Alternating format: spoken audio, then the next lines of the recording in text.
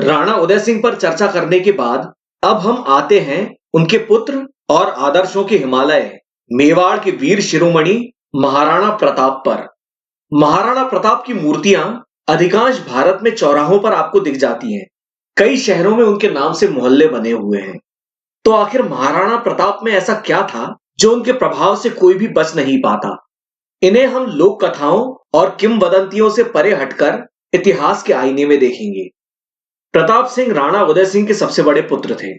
इनका जन्म 9 मई सन 1540 को कुंभलगढ़ के बादल महल में जयवंता बाई से हुआ था, जिन्हें जयंती बाई भी कहा जाता है।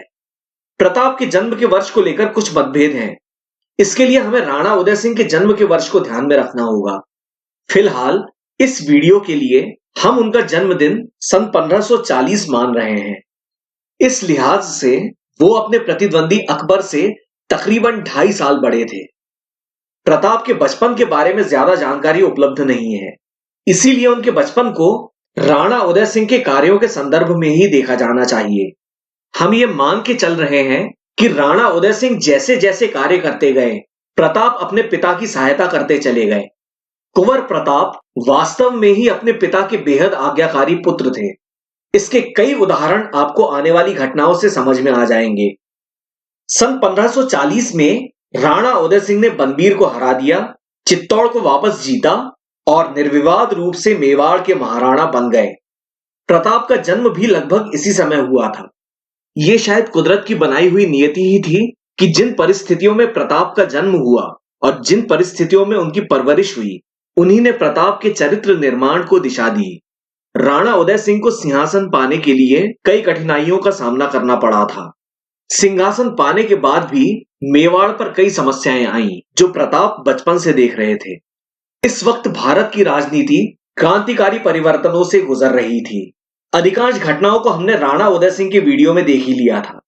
सन 1540 में शेर शाह सूरी का मुगल सम्राट हुमायूं को भारत से बाहर खदेड़ देना, फिर शेर शाह का सन 1543-44 में राजपूताने पर हमला करना और मारवाड़ के राव मालदेव राठौड़ को सामेल के युद्ध में हराना और फिर अजमेर पर कब्जा करना, राणा उदय सिंह का शेर शाह सूरी के अधीन जाना और सन 1545 में शेर शाह सूरी की मौत के बाद सूर साम्राज्य से राजपूत राज्यों की मुक्ति।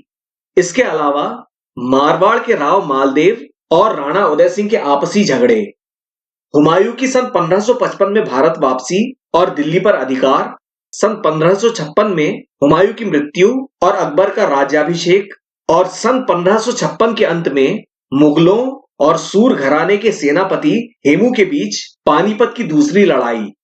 पानीपत की इस दूसरी लड़ाई के समय कुंवर प्रताप की उम्र थी 16 वर्ष और उस जमाने में इस उम्र में राजनीति की अच्छी खासी समझ आ जाती थी। तो प्रताप को भी ये सब समझ में आने लगा होगा कि दिल्ली की अहमियत क्या है, मुगल कौन है वगैरह। मुगलों का जो वर्णन वो बचपन से सुनते आए थे, जैसे बाबर का भारत पर हमला और प्रताप के दादा राणा सांगा की बाबर से लड़ाई, 15 साल बाद हुमायूं की भारत वापसी, जो कि असल में एक आक्रमण था जिससे उसने दिल्ली से सूर साम्राज्य को उखाड़ फेंका, और फिर भारतीय हेमू और मुगल अकबर के बीच पानीपत का दूसरा युद्ध। तो स्वाभाविक सी बात है कि इस उम्र तक आते आते कुंवर प्रताप के मन में जो मुगलों की छवि होगी वो एक विदेशी आक्रांता की ही होगी, और इस बात को किसी भी दृष्टि से गलत नहीं कहा जा सकता। फिर सन 1559 में मुगलों ने अजमेर पर भी कब्जा कर लिया, जब प्रताप कुछ 19 वर्ष के रहे होंगे। इसके बाद एक एक करके राजपूत राज्य अकबर के प्रभाव में आने लगे, लेकिन जोधपुर के राव चंद्रसेन ने अकबर के खिलाफ आवाज उठाई और जोधपुर से हटाए जाने के बाद उन्होंने दक्षिण राजस्थान में सिवाना और जालोर के क्षेत्र में आकर मुगलों के खिलाफ अपना संघर्ष जारी रखा। चंद्रसेन की राणा उदय सिंह से अच्छी साठगांठ थी और दोनों ही किसी भी कीमत पर मुगलों की अधीनता स्वीकार करने को तैयार नहीं थे। ऊपर से मेवाड़ की सारे राजपूतों में प्रतिष्ठा, तो देर सवेर मुगलों का मेवाड़ से संघर्ष तय था। राणा उदय सिंह दूरदर्शी थे। उन्होंने पहाड़ी किलों की जगह किसी दूर और उपजाऊ घाटी में बस्तियों को बसाने का निर्णय लिया, जहां पानी की कभी कमी न हो और खेती बाड़ी भी हो सके। इसी को ध्यान में रखते हुए राणा ने गिरवा घाटी में बस्तियां बसाना शुरू किया और सन 1559 के आसपास उदयपुर बसाया गया। अब तक वयस्क हो चुके कुंवर प्रताप का विवाह अजबादे पंवार से हो चुका था। 16 मार्च सन 1559 के दिन उनके सबसे बड़े बेटे अमर सिंह का जन्म हुआ। पारिवारिक व्यस्तताओं के बावजूद कुंवर प्रताप अपने पिता का गिरवा घाटी को बसाने में पूरे मनोयोग से हाथ बटाते थे। प्रताप की लोक सेवा ने उनकी लोकप्रियता और बढ़ा दी। प्यार से लोग उन्हें कीका कहने लगे। धीर कंवर की बातों में आकर राणा उदय सिंह ने कुंवर प्रताप के साथ कठोरता का व्यवहार किया। अपनी खुद की मां जयवंताबाई या जयंतीबाई के प्रति पिता की उपेक्षा का भाव और इन्हीं सब बातों से उपजे वैराग्य के कारण महलों के आराम को छोड़कर जंगल जंगल भटकना, अरावली की जंगली पहाड़ियों में घूमना, ये सारी कठिनाइयां कुंवर प्रताप के लिए वरदान सिद्ध हुई। प्रताप की वनवासियों के साथ अच्छी दोस्ती हो गई, गहरी आत्मीयता हो गई, खास करके भीलों से, और ये साथ सारी जिंदगी भर चलने वाला था। तीरंदाजी और भाला चलाने में महारत, अपने राज्य के चप्पे चप्पे का गहरा ज्ञान और अपने पिता के राज में दुश्मनों पर छापामारी, इन सब का प्रताप को अच्छा खासा अभ्यास हो चुका था, जो कि इनकी आने वाली जिंदगी में इनके बहुत काम आने वाला था। उदय सिंह के एक और बेटे और प्रताप के सौतेले भाई शक्ति सिंह ने मेवाड़ छोड़कर मुगलों की शरण ले ली थी। हेमू की निर्मम हत्या के लगभग 8 साल बाद दक्षिण भारत में वहां के आखिरी व्यवस्थित हिंदू साम्राज्य विजयनगर और बहमनी सल्तनत से निकली 5 दक्खनी सल्तनतों के बीच सन 1565 का तालीकोटा का घमासान ऐतिहासिक युद्ध हुआ। ये दक्खनी सल्तनतें यूं तो आपस में लड़ा करती थीं, पर इस्लाम के नाम पर एक हो गईं, और इस गठबंधन ने अपने से ज्यादा ताकतवर विजयनगर साम्राज्य को तालीकोटा में निर्णायक रूप से हरा दिया। 225 साल पुराने विजयनगर के हिंदू साम्राज्य का पतन हुआ और इस विजयनगर नाम के वैभवशाली महानगर को महीनों तक तोड़ा फोड़ा और लूटा जलाया गया। भयानक कत्लेआम हुआ। तालीकोटा के 2 साल के अंदर ही पूर्वी भारत में उड़ीसा में भी ऐसा ही कुछ हुआ। वहां के आखिरी हिंदू राज्य पर बंगाल सुल्तान ने कब्जा कर लिया। उड़ीसा में आज भी काला पहाड़ नाम का एक हमलावर कुख्यात है, जिसने अनगिनत मंदिर तोड़े, जिनमें जगन्नाथपुरी भी शामिल था। उस जमाने में खबरें कैसे और कब पहुंचती थी, ये जरा शोध का विषय है, पर हम अनुमान लगा सकते हैं कि 2-1 साल में प्रताप को इन घटनाओं का कम से कम कुछ अंदाजा तो लग ही गया होगा। और लगभग तभी ऐसा ही कुछ उनके अपने राज्य मेवाड़ के साथ भी होने जा रहा था। इस समय कुंवर प्रताप की उम्र कुछ 25-26 वर्ष थी। अकबर चित्तौड़ की तरफ चल निकला। राणा ने खुद को चित्तौड़ से बाहर जाकर पश्चिम में अरावली में स्थापित किया और छापामार युद्ध की तैयारी की। चित्तौड़ को संभालने के लिए जयमल और पत्ता को तैनात कर दिया। अक्टूबर सन 1566 में अकबर ने चित्तौड़ को घेरा डाला और 4 महीनों की लंबी घेराबंदी और कठोर संघर्ष के बाद फरवरी सन 1568 में चित्तौड़ के मजबूत किले पर मुगलों का अधिकार हो गया। केवल इतना ही नहीं, चित्तौड़ के साथ मुगलों ने वही किया जो तब से 3 साल पहले तालीकोटा के युद्ध के बाद दक्खनी सल्तनतों ने विजयनगर के साथ किया था। चित्तौड़ के 30,000 लोगों का कत्लेआम हुआ। इन सब घटनाओं ने प्रताप को भावनात्मक रूप से झकझोर दिया होगा। सन 1568 में अकबर ने रणथंभौर पर कब्जा किया और 2 साल बाद सन 1570 में नागौर में दरबार लगाया। इस नागौर दरबार ने राजपूताने की राजनीति की दिशा तय कर दी, पर मारवाड़ के राव चंद्रसेन और मेवाड़ के राणा उदय सिंह ने हार नहीं मानी। चंद्रसेन तो नागौर दरबार में जाकर लौट भी आए थे, लेकिन राणा उदय सिंह तो वहां गए ही नहीं। इससे मेवाड़ का ऊंचा सर ऊंचा ही बना रहा। सभी बड़े राजपूत राज्य अकबर के अधीन हो गए। अकबर ने एक नई राजधानी की नींव रखी, जिसे आज हम फतेहपुर सीकरी के नाम से जानते हैं। लगभग इसी समय दिल्ली में हुमायूं का मकबरा भी बन चुका था, जो कि मुगलों का भारत में पहला व्यवस्थित भवन था, पहला मकबरा था। यहां से मुगलों की एक नई निर्माण शैली और वास्तुकला का एक ज़हीन अध्याय शुरू होता है। राणा उदय सिंह मुगल छावनियों पर और मुगल सेना पर छापे मारते रहे, और इन सब अभियानों में कुंवर प्रताप अपने पिता का बड़ी ही निष्ठा से साथ देते थे। पर घर पर कहानी कुछ और ही थी, जिसे अब हम देखने जा रहे हैं। चित्तौड़ के पतन के बाद अब मेवाड़ के भविष्य पर एक बहुत बड़ा प्रश्न चिन्ह लग गया था। एक तरफ महाराणा उदय सिंह इस पराजय को सहन नहीं कर पाए और इस वजह से काफी बीमार रहने लगे थे। और शायद इसी बीमारी की अवस्था में राणा की लाडली महारानी धीर कंवर ने शासन व्यवस्था अपने हाथों में ले ली थी। और इसकी पूरी संभावना है कि शासन संबंधित कुछ महत्वपूर्ण दस्तावेजों पर धीर कंवर ने महाराणा से हस्ताक्षर करवा लिए, जो कि असल में अगले महाराणा की नियुक्ति के कागजात होंगे, जिसके जरिए धीर कंवर ने अपने पुत्र जगमाल को युवराज बनवा दिया। इसके बावजूद कुंवर प्रताप का धैर्य और ऊंचा चरित्र देखिए। उन्होंने अपने पिता के खिलाफ बगावत तो क्या, चूं तक नहीं की। कुछ ही दिनों बाद महाराणा उदय सिंह ने गोगुंदा में अपने प्राण त्यागे और मेवाड़ में एक नई राजनीतिक उथल पुथल को जन्म दिया।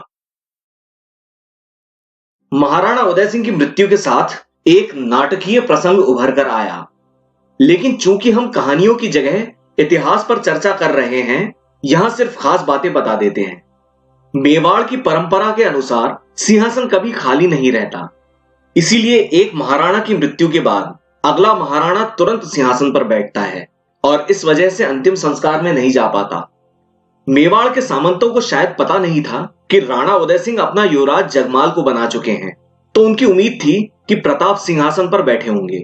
लेकिन प्रताप को स्मशान में पाकर उन्हें काफी हैरानी हुई, क्योंकि अधिकांश सामंत पहले से ही प्रताप के पक्ष में थे। तो राणा उदय सिंह के अंतिम संस्कार के बाद सभी सामंतों की सहमति से 28 फरवरी सन 1572 के दिन प्रताप का गोगुंदा में राज्याभिषेक हुआ। इस तरह से सन 1572 में कुंवर प्रताप सिंह बन गए थे महाराणा प्रताप सिंह प्रथम। जाहिर सी बात है कि जगमाल नाराज था और इसीलिए वो मौका पाते ही अजमेर चला गया मुगलों की शरण में। हम आगे चलकर देखेंगे कि जगमाल का क्या हुआ। इस समय महाराणा प्रताप के सामने कई समस्याएं थीं। जगमाल और शक्ति सिंह पहले ही मुगलों से मिल चुके थे। मुगलों के हमलों से मेवाड़ राज्य जर्जर हो चुका था। आधा मेवाड़ तो पहले ही मुगलों की बलि चढ़ चुका था, जिसमें सबसे महत्वपूर्ण गढ़ थे चित्तौड़ और मांडलगढ़। राणा प्रताप ने खुद को कुंभलगढ़ में स्थापित किया और मेवाड़ के बिखरे हुए राज्य को संवारना शुरू कर दिया। सन 1572 में मुगलों ने बंगाल और गुजरात पर एक साथ हमला किया और इस तरह से पहली बार मुगल साम्राज्य समुद्र तक पहुंच पाया। ये दोनों ही संघर्ष काफी लंबे चलने वाले थे, क्योंकि तब मुगलों के पास ढंग की नौसेना नहीं थी। अगर नौसेना बनाने भी जाते तो पुर्तगाली उसे पनपने नहीं देते, जो तब तक हिंद महासागर पर पूरी तरह से छा चुके थे। सन 1537 में पुर्तगालियों द्वारा गुजरात सुल्तान बहादुर शाह की हत्या के बाद गुजरात सल्तनत बहुत कमजोर हो चुकी थी। सौराष्ट्र के स्थानीय राजा सुल्तान के हाथ से छूट गए थे और उन्होंने सन 1551 में मिठोई के युद्ध में गुजरात सुल्तान महमूद शाह तृतीय को उसके तोपखाने समेत हरा दिया। महमूद शाह के बाद तीसरा अहमद शाह और उसके बाद तीसरा मुजफ्फर शाह गुजरात सुल्तान बना। जुलाई सन 1572 में अकबर अहमदाबाद पहुंचा और आखिरी गुजरात सुल्तान मुजफ्फर शाह तृतीय को पकड़ लिया गया। अकबर ने एक साल गुजरात में रुककर वहां मुगलों को अच्छे से स्थापित किया। पुर्तगालियों की समुद्र में शक्ति देखते हुए उसने पुर्तगालियों से संधि वार्ता शुरू की और यह संधि वार्ता लगभग एक दशक तक चली। सौराष्ट्र कठियावाड़ के राजा उस समय के लिए तो अकबर के सामने नतमस्तक हो गए। इसी दौरान अकबर ने उत्तरी सिंध पर भी अधिकार कर लिया। मालवा 10 साल पहले ही सन 1562 में मुगलों के हाथों में चला गया था और मेवाड़ के दो सबसे घनिष्ठ मित्र बूंदी का हाड़ा राज्य और सिरोही मुगलों के आगे विवश होकर उनके अधीन हो चुके थे। तो सन 1573 आते आते मेवाड़ चारों तरफ से मुगलों से घिर चुका था और इसी दौरान अकबर ने मेवाड़ से शांति वार्ता भी शुरू की। आपको जानकर यकीन नहीं होगा कि अकबर ने एक के बाद एक 4 शांति प्रस्ताव मेवाड़ भेजे। पहला शांति प्रस्ताव सितंबर सन 1572 में जलाल खान कोरची के जरिए भेजा गया। दूसरा शांति प्रस्ताव जून सन 1573 में आमेर के तब के राजकुमार मान सिंह के मार्फत भेजा गया, जिसका कि किस्से कहानियों में बड़ा ही रंगा ढंगा के वर्णन मिलता है, पर इतिहास की नजरों में वह उन 4 शांति प्रस्तावों में से केवल एक था। तीसरा शांति प्रस्ताव गुजरात विजय के बाद अक्टूबर सन 1573 में मान सिंह के पिता आमेर के कछवाहा राजा भगवंत दास के हाथों भेजा गया। चौथा और आखिरी संधि प्रस्ताव दिसंबर सन 1573 में राजा टोडरमल के हाथों भेजा गया। लेकिन चारों तरफ से मेवाड़ को घेर लेने के बावजूद अकबर ने राणा प्रताप को इतने मौके आखिर क्यों दिए? अकबर ने अपने दादा बाबर के अनुभवों से और खुद के अनुभवों से ये बात अच्छी तरह से समझ ली थी कि राजपूतों से दुश्मनी बहुत महंगी पड़ेगी। उसकी राजधानियां आगरा और फतेहपुर सीकरी कभी भी आसानी से राजपूत हमलों का शिकार हो सकती थी, और इसमें कोई शक नहीं है कि चित्तौड़ के कत्लेआम से अकबर की भारी बदनामी हुई होगी। अकबर केवल हमलावर होता तो बात और थी, पर अकबर को तो भारत में राज करना था। इसीलिए उसके लिए यह बहुत जरूरी था कि वो खुद की छवि जल्द से जल्द सुधारे। मेवाड़ जैसे सम्मानित राज्य के साथ किए गए चित्तौड़ के पाप को धोने के लिए अकबर ने रणथंभौर की जीत के बाद राजपूत राज्यों से जोर जबरदस्ती करना बंद कर दिया। सन 1570 के नागौर दरबार से उसकी राजपूताने पर पकड़ मजबूत हो गई थी। फिर भी उसको यह समझ में आ गया था कि राजपूत राज्यों को उचित सम्मान देना ही पड़ेगा। दूसरी एक खास बात, मेवाड़ यदि इसी तरह से स्वतंत्र बना रहता और अगर चंद्रसेन राठौड़ हथियार नहीं डालते तो इसका असर न सिर्फ राजपूताने पर होता बल्कि उसके पड़ोस में गुजरात पर भी होता, जिसे अकबर ने बड़ी मुश्किल से जीता था और जहां मुगलों की स्थिति कोई बहुत स्थिर नहीं थी। और अकबर का यह अंदाजा बिल्कुल सही भी साबित हुआ, यह हम आगे चलकर देखेंगे ही। अकबर दोहरी चाल चल रहा था, एक जुआ खेल रहा था। आप देख रहे होंगे कि 4 में से 3 प्रस्ताव अकबर ने बड़ी होशियारी से हिंदुओं के हाथों भिजवाए थे। यदि महाराणा प्रताप मुगलों के अधीन हो जाते तब तो किस्सा ही खत्म हो जाता, लेकिन अकबर चाहता था कि प्रताप किसी हिंदू राजा की बेइज्जती कर दें, जिससे एक तीर से 3 शिकार हो जाएं। पर इतिहास को इतिहास की तरह ही पढ़ा जाना चाहिए, और इसीलिए कहानियां चाहे कुछ भी कहती रहें, सभी शांति प्रस्तावों को महाराणा प्रताप ने बड़ी समझदारी से, बड़ी नम्रता के साथ ससम्मान शांतिपूर्वक लौटा दिया। किसी का भी अपमान नहीं किया। नागौर के दरबार में भी राणा उदय सिंह नहीं गए थे और फिर 4 संधि प्रस्तावों को लौटा दिया गया। अकबर दुनिया को यह दिखाता रहा कि देखो, हमने इतनी बार शांति की बात की पर खुद महाराणा प्रताप नहीं मान रहे हैं। तो अब अकबर के पास मेवाड़ पर हमले का एक अधूरा सा बहाना था, और अकबर की यही दुविधा महाराणा प्रताप की पहली सफलता थी। अकबर इस वक्त मेवाड़ पर हमला करके आ बैल मुझे मार नहीं कर सकता था। कंदहार पर पहले ही सन 1556 में ईरान के सफवी शाह ने कब्जा कर लिया था। काबुल में अकबर के सौतेले भाई ने लगभग आजादी से राज करना शुरू कर दिया था। उससे थोड़ा आगे पेशावर और खैबर के क्षेत्र में पश्तूनों के बीच एक रोशनिया नाम का आंदोलन जड़ पकड़ रहा था। हालांकि फिलहाल वो उग्र और हिंसात्मक नहीं हुआ था, पर वहां देर सवेर जंग तय थी। सिंध और गुजरात में स्थिति कुछ नाजुक ही थी। राजपूताने को कैसे बस में किया था ये अकबर की आत्मा ही जानती थी। ऊपर से चंद्रसेन ने नाक में दम कर रखा था। बिहार और बंगाल में एक एक इंच आगे बढ़ने के लिए अफगानों से खूनी संघर्ष करना पड़ रहा था। महाराणा प्रताप अपने पिता की तरह ही दूरदर्शी थे। वो समझ गए थे कि अब मेवाड़ विजय अकबर के लिए एक व्यक्तिगत प्रतिष्ठा का प्रश्न बन चुका था। तो अकबर अभी चुप बैठने वाला नहीं था। हमले का पूर्वानुमान लगाते हुए राणा प्रताप ने पहले से ही अच्छे से तैयारी कर ली थी। राणा की भीलों से अच्छे से मैत्री थी ही, और इसका सबसे बड़ा सबूत यह है कि भील 500 साल बाद भी आज तक महाराणा प्रताप का भगवान की तरह सम्मान करते हैं। और ऐसा तब तक नहीं हो सकता जब तक मैत्री शुद्ध और निष्कपट न हो। फिर प्रताप ने अपने पिता की नीति का अनुसरण करते हुए अफगानों से दोस्ती बनाए रखी। हकीम खान सूर के नेतृत्व में अफगान महाराणा प्रताप के साथ हो लिए। चित्तौड़ की लड़ाई के लिए राणा उदय सिंह ने कालपी से 1000 अफगान बंदूकची बुलवाए थे। वो सब तो शहीद हो गए थे, पर अफगान बड़ी तादाद में प्रताप के साथ थे, और हकीम खान सूर और अफगान बंदूकचियों से महाराणा प्रताप को काफी उम्मीदें थीं। जैसे जैसे युद्ध नजदीक आता गया, महाराणा प्रताप ने मेवाड़ में दुश्मनों के स्वागत के लिए जरूरी इंतजाम कर लिए। मुगलों के रास्ते में पड़ने वाले खेतों को उजाड़ दिया गया ताकि मुगल लश्कर को रसद पानी न मिल सके, यानी स्कॉच्ड अर्थ तकनीक का इस्तेमाल किया गया। रास्ते में जगह जगह मुसीबतें खड़ी की गईं, और सबसे बड़ी बात, सबसे महत्वपूर्ण बात, लड़ाई का मैदान भी राणा प्रताप ने ही चुना, हल्दी घाटी का दुर्गम दर्रा। अकबर के भेजे गए 4 संधि प्रस्तावों पर महाराणा प्रताप शालीनता से शांत बने रहे, और वो इसका परिणाम भली भांति जानते थे।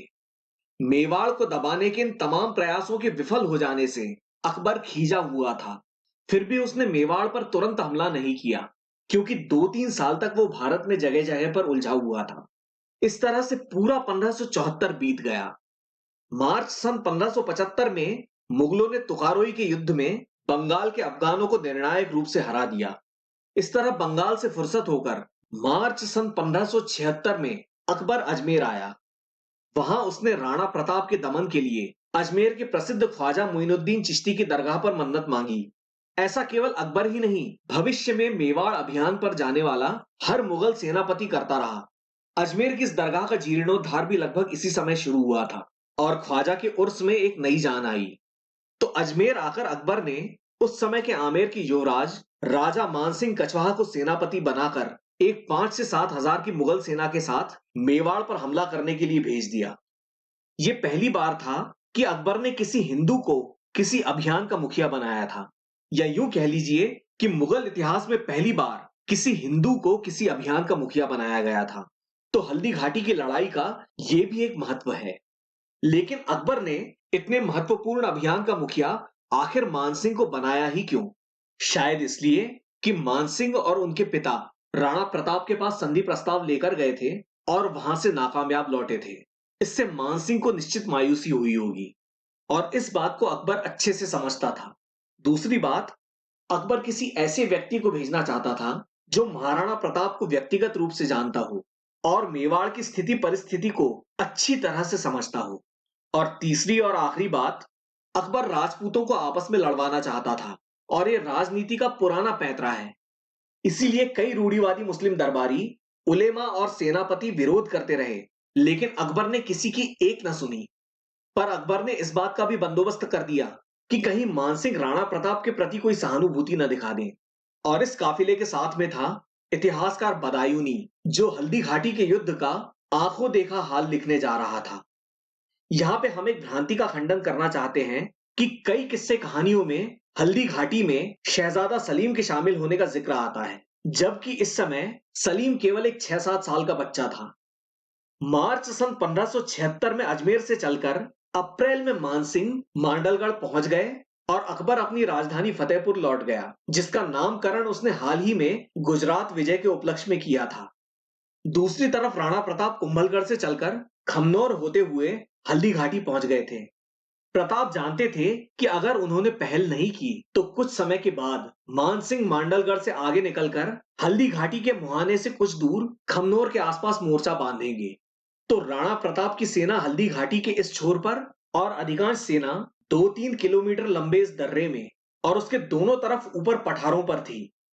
इस दर्रे में से एक बार में ज्यादा से ज्यादा एक हाथी ही निकल सकता था। तोपों को तो आप भूल ही जाइए।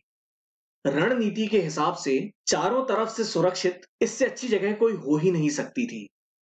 इस संघर्ष का एक महत्व यह भी था कि यह कई बेघर राजाओं की आखिरी उम्मीद थी। ग्वालियर के अपदस्थ राजा राम शाह तोमर और उनके बेटे इस अभियान में शामिल थे। हकीम खान सूरी के बारे में हमने आपको पहले ही बता दिया है। और चित्तौड़ गंवा देने के बाद मेवाड़ की भी स्थिति कुछ ऐसी ही कही जा सकती है। मांडलगढ़ में मानसिंह ने करीब 2 महीने इंतजार किया, इस उम्मीद में कि शायद राणा प्रताप उत्तेजित हो जाएं और हल्दी घाटी के दर्रे से बाहर निकलकर मैदान में आ जाएं, जहां मुगलों की जीत बिल्कुल तय थी। वीरता अच्छी बात है, पर वो संपूर्ण शक्ति का एक हिस्सा मात्र है, जबकि स्वयं शक्ति के अनेक पहलू होते हैं। इसीलिए हमें इस तथ्य को बड़ी बहादुरी से स्वीकार करना होगा कि 5 से 10 हजार की सेना जो शस्त्र अस्त्रों और लोहे के कवच से सुसज्जित हो, जिसके साथ तोपखाना भी हो, प्रशिक्षित बंदूकची भी हो और सैकड़ों हाथी हो, उसे हराना कोई मजाक नहीं होता। दूसरी एक बात, राणा प्रताप ने खेत खलिहान उजाड़ कर पहले से ही मुगल सेना के लिए रसद पानी के स्थानीय इंतजामात खत्म कर दिए थे। तो ऐसे में मानसिंह मांडलगढ़ में ज्यादा नहीं रुक सकते थे। या तो वो जल्द ही हमला करने पर मजबूर हो जाते या वापस लौट जाते, जिसकी संभावना शून्य थी। तो मानसिंह मांडलगढ़ से चले और मोही नाम की जगह पर पहुंचे और मोही से चलकर जून की शुरुआत में उन्होंने मोलेला में पड़ाव डाला, जहां के मिट्टी के टेराकोटा के खिलौने, बर्तन वगैरह आज यहां की विशेषता बने हुए हैं, जिसके पीछे का मुख्य कारण हल्दी घाटी के युद्ध की लोकप्रियता है। राजा मानसिंह और महाराणा प्रताप के पड़ावों में कुछ 15-16 किलोमीटर का अंतर था। मुगल सेना का मोर्चा बनास नदी के किनारे बसे खमनौर से लेकर हल्दी घाटी के मुहाने पर बादशाह बाग या शाही बाग तक फैला हुआ था और हल्दी घाटी और उसके इस पार राणा प्रताप की सेना डटी हुई थी। फिर जिस दिन का बेसब्री से इंतजार था वो भी आ पहुंचा। 18 जून सन 1576 की सुबह लगभग 8 बजे हल्दी घाटी का महान ऐतिहासिक युद्ध शुरू हुआ। इस युद्ध में राजपूतों ने महाराणा प्रताप के द्वारा भरे गए जोश का खुलकर परिचय दिया और मुगलों के दांत खट्टे कर दिए। असल में ये लड़ाई हल्दी घाटी के दर्रे में न होकर उससे बाहर निकलकर खमनौर के मैदानी इलाके में हुई, जहां आज भी एक रक्त तलई नाम की जगह मौजूद है। इसीलिए इसे हल्दी घाटी का युद्ध कहने की बजाय खमनौर का युद्ध कहना ज्यादा उचित होगा। चूंकि इस युद्ध को भाटों चारणों ने, किस्से कहानियों वीर गाथाओं ने, कवियों और कलाकारों ने मिलकर अमर बना दिया है, तो इस पर हम एक विस्तार से वीडियो बना रहे हैं, जैसा कि हमने पानीपत के लिए बनाया था।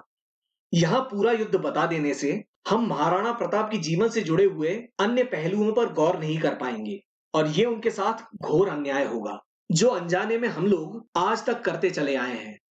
तो हल्दी घाटी के युद्ध की व्यूह रचना और घटनाक्रम को हल्दी घाटी के वीडियो में अलग से देखिएगा। इस युद्ध की सबसे बड़ी घटना ये थी कि राणा प्रताप ने अपने घोड़े चेतक पर बैठकर अपने हाथी पर बैठे हुए राजा मानसिंह पर भाले से हमला किया। किसी तरह से मानसिंह बच गए और चेतक घायल हो गया। तभी प्रताप भी चारों तरफ से घिर गए और बुरी तरह से घायल भी हो गए। प्रताप की तरफ से लड़ रहे झाला मानसिंह ने, जिन्हें झाला बीदा भी कहते हैं, उन्होंने बीच बचाव किया। उन्होंने राणा का टोप धारण किया और राणा का छत्र साथ में ले लिया और मुगलों पर टूट पड़े। मुगल भी उन्हें राणा प्रताप समझकर उनसे लड़ते रहे और इतने में महाराणा प्रताप का वफादार घोड़ा चेतक उन्हें रणभूमि से बाहर वापस हल्दी घाटी में सुरक्षित ले गया।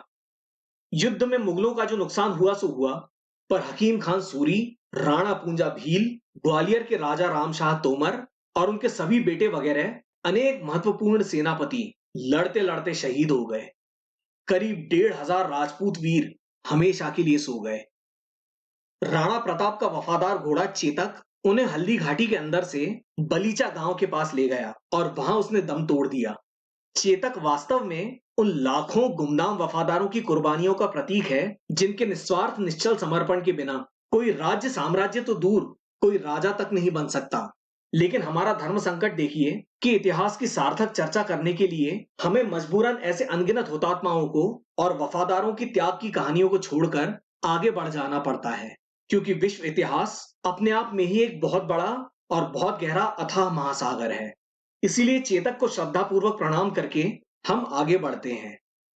हल्दी घाटी से जुड़ी सैकड़ों लोक कथाएं प्रचलित हैं, जिनमें आपस में जबरदस्त विरोधाभास है।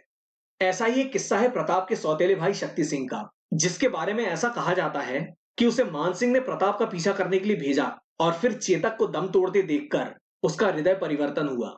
लेकिन इतिहास तो यह है कि शक्ति सिंह राणा उदय सिंह से नाराज होकर मुगलों के पास गया था, लेकिन धौलपुर में जब उसने देखा कि अकबर मेवाड़ पर हमले की सोच रहा है, तो उसने चित्तौड़ वापस आकर राणा को खुफिया खबर दी और चेताया, और फिर चित्तौड़ की घेराबंदी में शक्ति सिंह का किले को बचाते हुए अंत हो गया। हल्दी घाटी के युद्ध का परिणाम क्या हुआ, ये तो हम सबके सामने साफ साफ जाहिर है।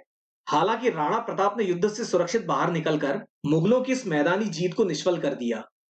महाराणा का आदर्श था, व्यक्तिगत जीवन से ज्यादा महत्वपूर्ण है राज्य की स्वतंत्रता। इस युद्ध में भारी नुकसान के बावजूद प्रताप जिंदगी भर पकड़े नहीं गए। सारा जीवन मुगलों को छापे मारकर परेशान करते रहे और हल्दी घाटी के 6 साल बाद सन 1582 में दिवेर के युद्ध में उन्होंने मुगलों को करारी शिकस्त दे दी। आगे चलकर प्रताप ने चावंड में एक नई राजधानी स्थापित की और मेवाड़ का एक नया अध्याय शुरू किया। ये सब हम आगे देखेंगे ही। प्रताप ने चित्तौड़ जितने ही मजबूत कुंभलगढ़ को हमेशा अपने हाथों में रखा और दुनिया छोड़ने से पहले अपने राज्याभिषेक के समय के जितना मेवाड़ राज्य फिर से जीत लिया। तो इसका मतलब हल्दी घाटी का कुल परिणाम रहा ढाक के 3 पात।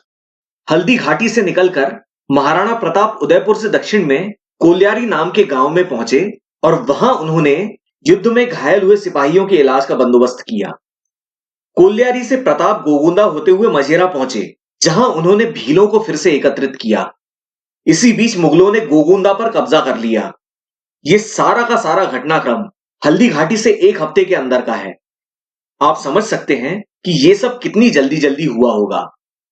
मानसिंह ने गोगुंदा की किलेबंदी और भी मजबूत कर दी और लगभग 100 दिन गोगुंदा में ही पड़े रहे, लेकिन राणा प्रताप को नहीं पकड़ सके। उल्टा राणा प्रताप ने छापे मार मारकर मुगलों का गोगुंदा में ठहरना मुश्किल कर दिया। खेती पर तो राणा ने पहले से ही पाबंदी लगा रखी थी। फिर अरावली का पहाड़ी प्रदेश। कहते हैं कि मुगल सिपाहियों को इस इलाके में बहुतायत से होने वाले आम खा खा कर और अपने ही जानवरों को काट कर खाकर गुजारा करना पड़ता था, इसलिए मुगल सिपाही बीमार पड़ने लगे। ऊपर से राणा प्रताप की लगातार छापामारी। इस समय अकबर फतेहपुर में था और बंगाल में उसके प्रबलतम अफगान शत्रु दाऊद खान कर्रानी ने फिर से सर उठा लिया था। हल्दी घाटी से ठीक 1 महीने बाद जुलाई सन 1576 में बिहार और बंगाल की सीमा पर राजमहल का घमासान युद्ध हुआ, जिसमें दाऊद खान कर्रानी मारा गया और बंगाल में शांति स्थापित हुई। तो 1 महीने के अंदर अंदर हल्दी घाटी और राजमहल में मिली जीत से अकबर ने कुछ राहत की सांस ली। अकबर को बचपन से ही हाथियों का बड़ा शौक था। उसने महाराणा प्रताप के पसंदीदा हाथी राम प्रसाद के किस्से सुन रखे थे। इस हाथी को हल्दी घाटी में मुगलों ने पकड़ लिया था और इतिहासकार बदायूनी के साथ राम प्रसाद फतेहपुर पहुंचा। अकबर ने राम प्रसाद का नाम बदलकर पीर प्रसाद कर दिया और कहा जाता है कि राम प्रसाद ने प्रताप की याद में खाना पीना छोड़कर अपनी जान दे दी। सितंबर अक्टूबर के महीने में अजमेर में ख्वाजा मुइनुद्दीन चिश्ती का मेला भरता था, उर्स लगता था। तो अकबर इसमें शामिल होने के लिए अजमेर आया।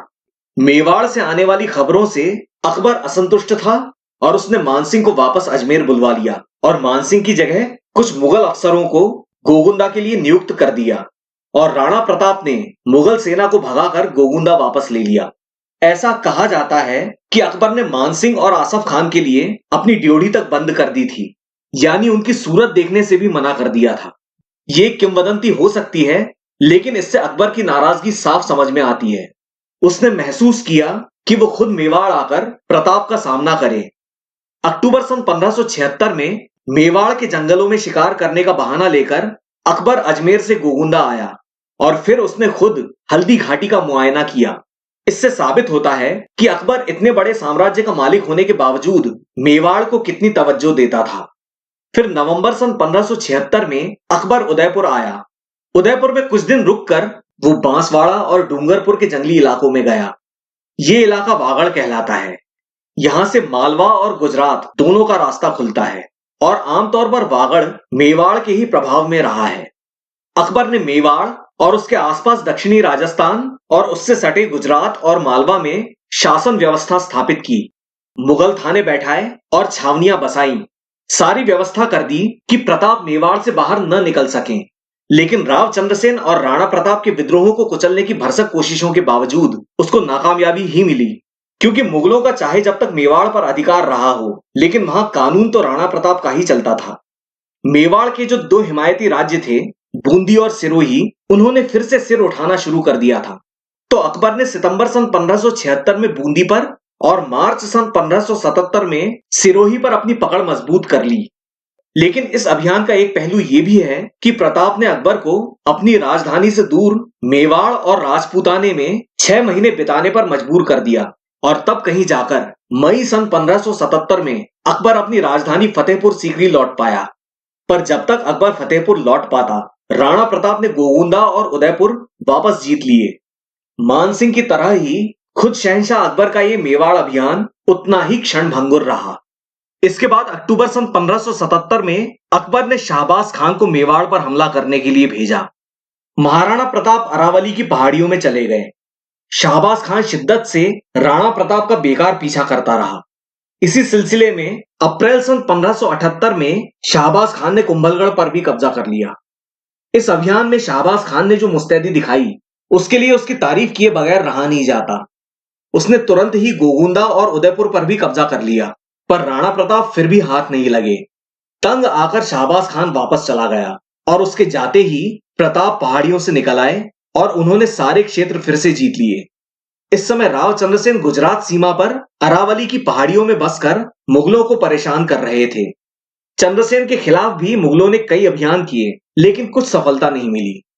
इस बीच बांसवाड़ा और डूंगरपुर के राज्य, जो कि मुगलों के प्रभाव में आ चुके थे, उनसे प्रताप को खतरा महसूस हुआ। तो मेवाड़ की सेना और चंद्रसेन ने मिलकर सोन नदी के किनारे मुगलों की शह पर लड़ने आई डूंगरपुर और बांसवाड़ा की संयुक्त सेना से लोहा लिया। इस युद्ध में राणा प्रताप खुद शामिल नहीं थे। इस सोन नदी के युद्ध के परिणाम को लेकर कुछ स्पष्टता नहीं है, पर राणा को अपेक्षित सफलता नहीं मिली। लेकिन कुछ ही समय में बांसवाड़ा और डूंगरपुर यानी कुल मिला के वागड़ का क्षेत्र राणा प्रताप के प्रभाव में फिर से आ गया। सन 1578 के अंत में शाहबाज खान ने दूसरी बार मेवाड़ पर चढ़ाई की और सन 1579 की शुरुआत में उसने दोबारा मेवाड़ का अधिकांश भाग जीत लिया। लेकिन इस बार भी वही हुआ जो पिछली बार हुआ था। प्रताप तो हाथ आए नहीं और शाहबाज खान वैसे ही खाली हाथ लौट गया। फिर सन 1579 के अंत में शाहबाज खान ने तीसरी बार मेवाड़ पर हमला किया, लेकिन तीसरी बार भी वही हुआ जो पिछले 2 दफा हुआ था। ऐसा तभी संभव हो सकता है जब जनता तन मन से अपने प्रिय राजा के साथ हो। राणा प्रताप की लोकप्रियता का इससे बड़ा सबूत भला कोई क्या दे सकता है। शाहबाज खान ने अकबर से अनुमति मांगी कि वो मेवाड़ की जनता पर जोर जबरदस्ती सख्ती करे, पर अकबर ने उसको स्पष्ट हिदायत दी कि मेवाड़ की जनता पर किसी किस्म का कोई अत्याचार नहीं होने पाए। राणा प्रताप तो हाथ लगे नहीं और शाहबाज खान के पीठ फेरते ही प्रताप पहाड़ों से निकल आए और मुगलों के जीते हुए इलाके वापस ले लिए।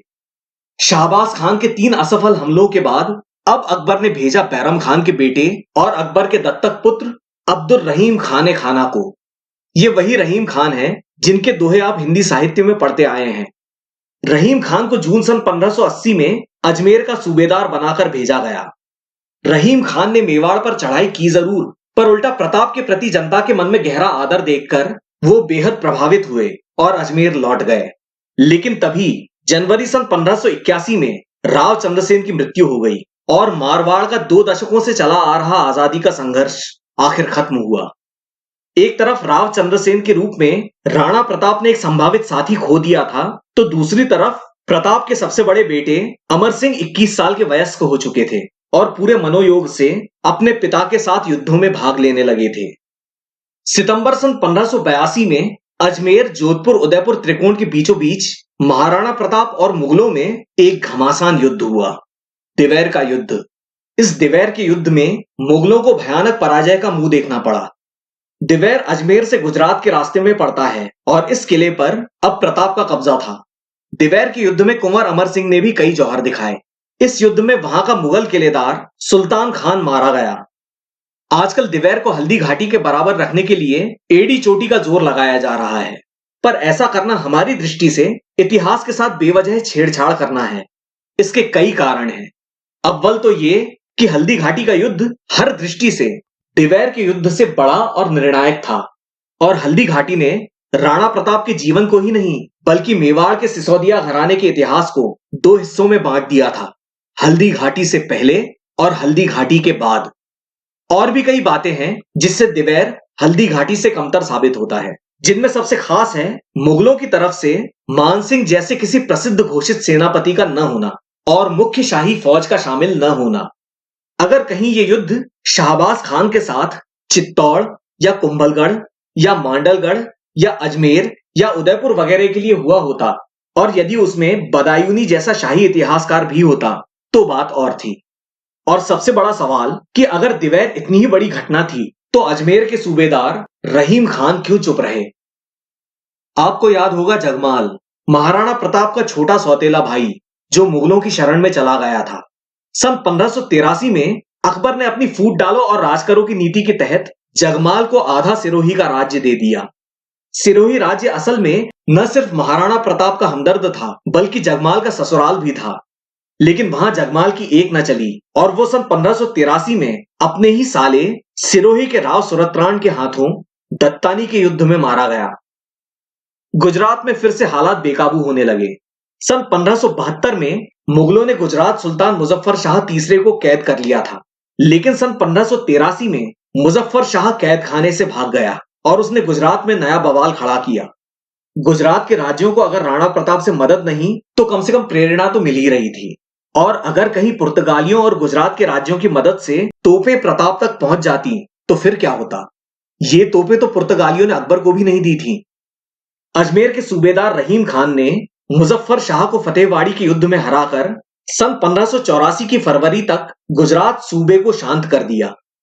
मुजफ्फर शाह भागकर नवानगर या जामनगर के राजा की शरण में चला गया और वहां जाकर नए सिरे से बगावत की तैयारी करने लगा। ये तो संयोग की बात थी कि राणा प्रताप, राव चंद्रसेन और मुजफ्फर शाह इन तीनों ने एक साथ मिलकर मुगलों को टक्कर नहीं दी। गुजरात के बाद एक बार फिर से मेवाड़ की बारी आई। राणा प्रताप को दबाने के लिए दिसंबर सन 1584 में आमेर के राजा भगवंत दास के छोटे बेटे और राजा मानसिंह के छोटे भाई जगन्नाथ कछवाहा के नेतृत्व में फिर से एक बार मुगलों ने मेवाड़ पर चढ़ाई की। सन 1585 की शुरुआत में मुगलों ने कुंभलगढ़ पर भी कब्जा कर लिया, पर महाराणा प्रताप का कहीं कुछ पता नहीं चला और जगन्नाथ कछवाहा खाली हाथ वापस लौट गया। और ये राणा प्रताप के जीवन काल में मुगलों का आखिरी मेवाड़ अभियान था। कुल मिलाकर हल्दी घाटी के बाद के मुगलों के सभी मेवाड़ अभियान पानी पर लिखी हुई लकीर की तरह बिना कुछ असर छोड़े तुरंत मिट गए। इसी बीच पश्चिमी भारत में पंजाब, पेशावर, खैबर और काबुल के क्षेत्र में कई ऐसी घटनाएं घटी जिसकी वजह से अकबर का लाहौर जाना जरूरी हो गया। अकबर को कश्मीर की कमजोर सल्तनत भी दिखाई दे रही थी।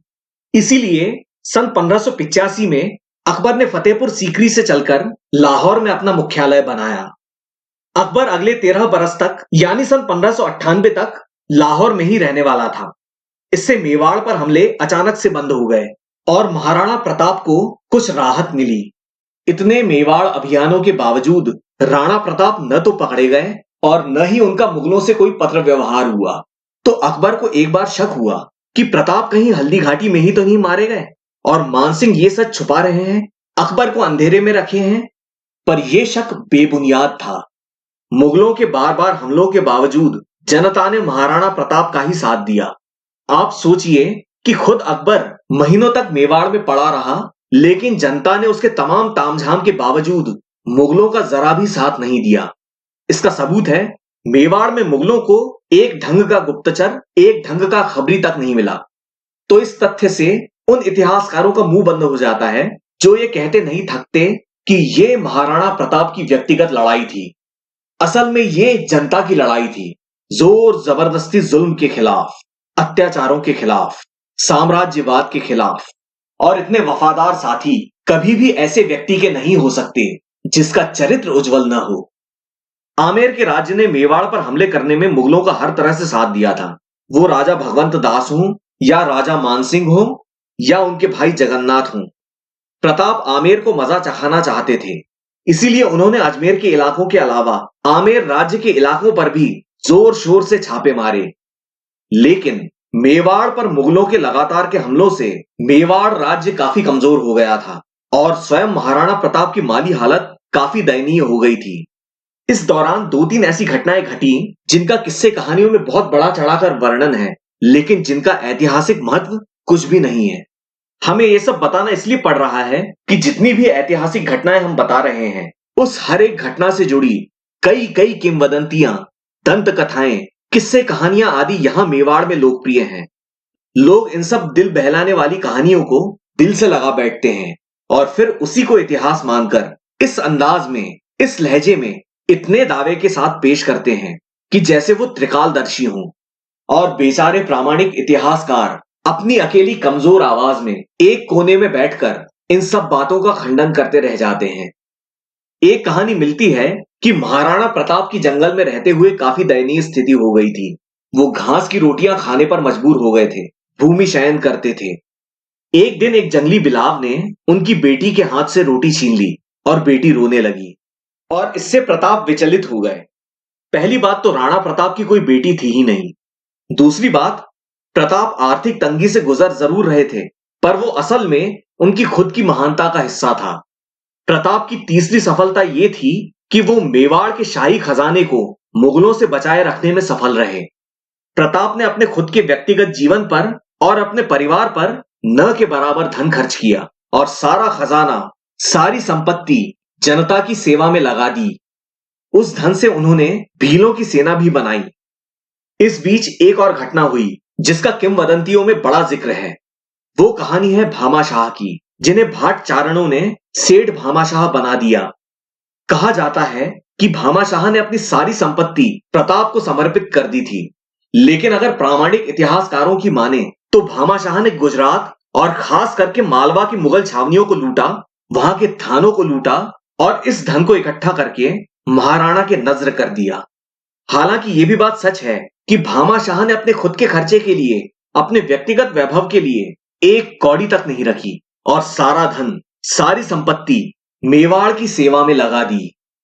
मेवाड़ की जनता तो महाराणा प्रताप को भगवान मानती ही थी। जंगलों में रहने वाले भील भी उनकी पूजा करते थे और आज तक करते चले आए हैं।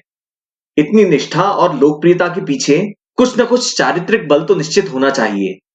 क्या इसे महाराणा प्रताप की चौथी उपलब्धि नहीं माना जाए? फिर एक और किस्सा आता है कि राणा प्रताप की राजाज्ञा के खिलाफ एक किसान ने खेती करने की कोशिश की तो राणा ने उसे मृत्युदंड दे दिया।